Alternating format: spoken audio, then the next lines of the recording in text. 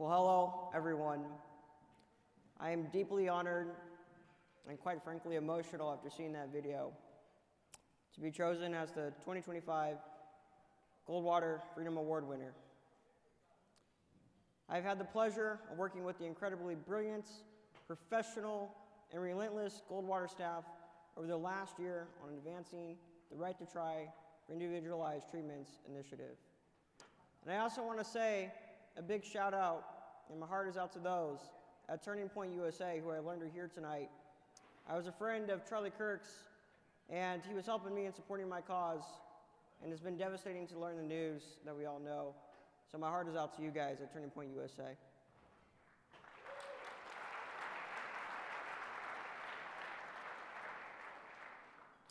My story all begins when I was 6 years old, as I was diagnosed with a fatal genetic muscle wasting disease known as Duchenne muscular dystrophy.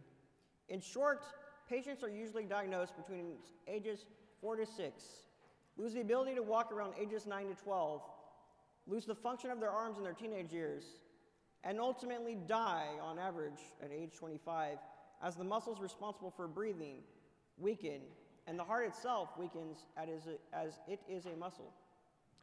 Since I was 15 years old, I've been on a mission to cure Duchenne muscular dystrophy, founding my nonprofit organization called Destroy Duchenne, becoming the author of the best-selling book, A Small If, and sharing my story through public speaking, biotech consulting for 6 companies, collaborating with celebrities like Mark Wahlberg, meeting leaders like Jeff Bezos, and an upcoming Hollywood movie to inspire others and bring global awareness to the fight against Duchenne.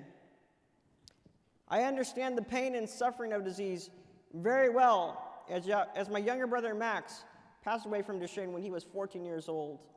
And my other younger brother Kai has Duchenne. And 2 months ago, my mom, the healthiest person in my family, became the sickest as she was diagnosed with stage 4 pancreatic cancer. My mom has been my biggest advocate, and I am in hers. She has fought for me, and now I fight for her. I use my background and knowledge to battle with insurance, find her the best oncologist, and be there to encourage her. I told her that me and her are going to get better by Christmas time. That is the dream, and that is the hope. I'm happy to say that because of the advances of science, my mom's CA19-9, a cancer biomarker, has fallen from 63,000 to 17,000 after just a couple of treatments, which is a dramatic response.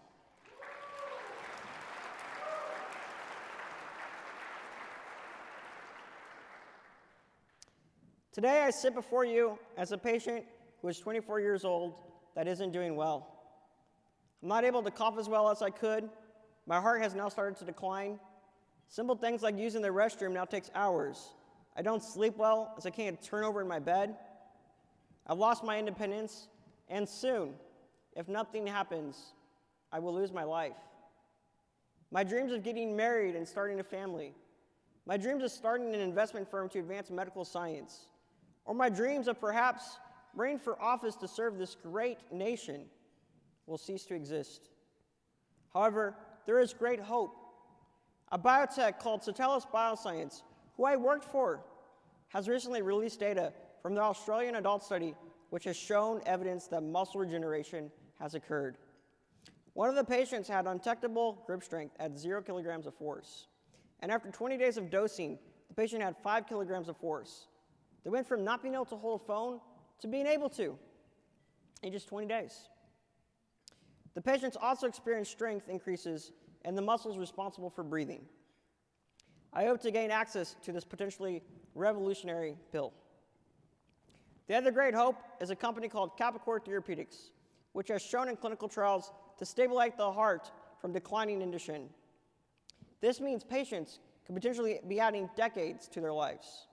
Yet this summer, the Food and Drug Administration rejected Capricorn's application.